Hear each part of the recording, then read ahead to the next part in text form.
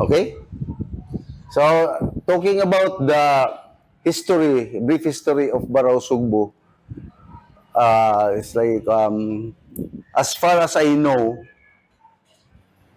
this thing before is, the name of this was like unknown. So, my father before was a farmer. So, he used to he used to farm the land of his of my grandfather, his uncle, like that. Now, his uncle, Lucrecio Albanio, or Manuokit, they call it Manuokit, so was working in the Visayan Electric Company in Cebu City. So, every day, with his bicycle, he passed through this, what we call Manalili Street. And then, part of it, near to the more near to his workstation. So there was a small, like they call it Balintawak Street, where the Balintawak people are training, um, Filipino martial arts there. So now, from that time that he always like coming back from work to home, so he was interested to observe people there practicing, and then become maybe his common friends until he learned something there in his going back and forth from home to his work, because always every time he comes home, so he saw guys practicing in Balintawak Street. And then, without knowing that he was because he has no one to practice with, so he invites my father to practice with him. So that's the start that my father knows the system. So when I was when I was a kid, so Manong Ukit is always visiting our house every Sunday, where my father has some students, maybe six, five people. They have practice every Sunday, because my father has no time, because uh, every day in the week he is in the farm. So they choose Sunday as a rest day, but it's their training day. So Manong Ukit always in the morning, 7 o'clock, it's there already. So observing them, like training. So maybe couple of years from that, so while my father was plowing the uh, land of Manong, so while we are assisting him in the farm, so one time Manokit called him, Yung, come to my home, to my house. Ansyong is there. So me also, as a like assistant of my father in the like getting maybe uprooting the grass. So I go with him to Manong Okit house. So we go there, and we since before, we are not children are not allowed to listen conversation of adults, or old guys. So I remain in the below the house, because it has a two-story house, and I can hear them like laughing, like some like stamping of the feet upstairs. But then I just ignore it, just continue playing. Maybe I was just like 8 years old on that time, 7 years old. So then after that, I just go home with my father, and maybe couple of months, another time, he was called, go to the house again, and I saw and I hear them training, but I didn't see them physically like they like, but I can hear because of the like the again stamping with the feet, maybe like laughing. And one time, uh, when my father goes home, so he always used to wash his feet with warm water. So he request my grandmother to get the water warm by using the firewood.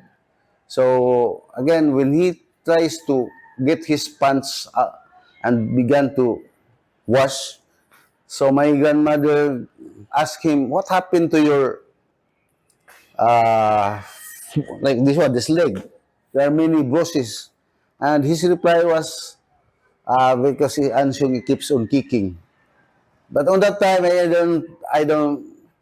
I'm not, I am not what you call this. Like I have no idea who is Anshung, who's Anshung was. But only in this time that I started this like doing this Baraw Sugbo system that almost the Balintawak practitioners are they are always mentioning the name of Ansyong Bakon. So it was like for me it was like that was before I saw him when I was still like maybe like a boy, 7 years old, 8 years old. But I did not expect that Ansyong or that guy is very popular now.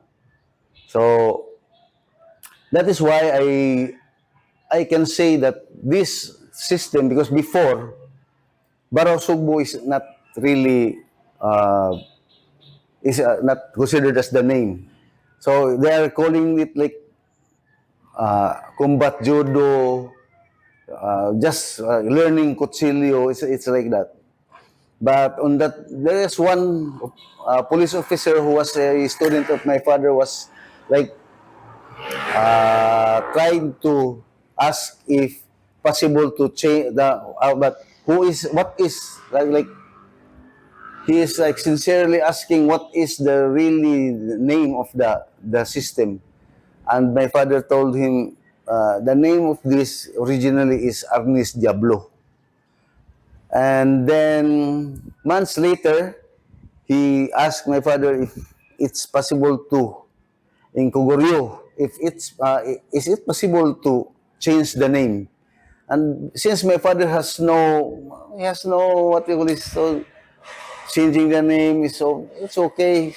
And he just replied, okay, you just think what you want, then you can we can call it as you want. And then one day he came and then he said, okay, can we name it like Baraw Sugbo? Like it's like a knife from Cebu. So from that time, they call it. They started to call the system Baraw Sugbo.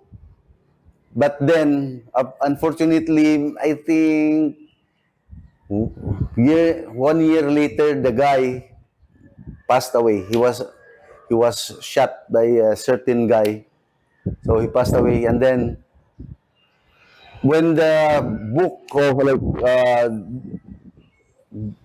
Filipino Eskrima Beyond the Myth was written by Dr. Nid Pangi and Mr. Celestino Macachor. So the name of Baraw Sugbo was put in that book. So that's the start of like the using this Baraw Sugbo. So again, it's like I can say that this system Baraw Sugbo came from the Balintawak group because before when Manukit and my father is like discussing every time the old man visit to our place, so they always mention names that are practitioners in Balintawak. For example, Eduardo Bacoli. I hear that name when they are talking about this system. Uh, Islaw Romo, certain, and but again, Ansyong Bakon, Anilios, the various Baranga. It's not the popular name that they are always mentioning. But one thing that Manookit told my father that this system is taught to him by a certain Simo. But because before, the common nickname is the like they call the guys for the common nicknames, unlike now that they are like particular on the like the full and the full name and the surname. But before they're just like calling it by its alias or nickname. So by when years gone by, so Mr. Vinson Villamala, who is also an instructor, is also a student of my father and an instructor of the Cuchillo Cebu, told me that that certain Simo, the family name of that guy is Saavedra. So, therefore, I conclude that this system came from the Balintawak people. And because I also heard and I saw Ansyong Bakon came to the house of the like Manookit to train with my father. So I can say that may Ansyong have also this kind of system, but since he is the say is like a leader of the group. So I think some of the Balintawak guys they know this, but because only few people are interested to practice with this, and they are concentrating too much on the arnis or on the stick part. Maybe it was like just like not like an obsolete art for them. So I'm just thankful that my father was able to learn this one and start to teach the system to some locals of in Cebu City.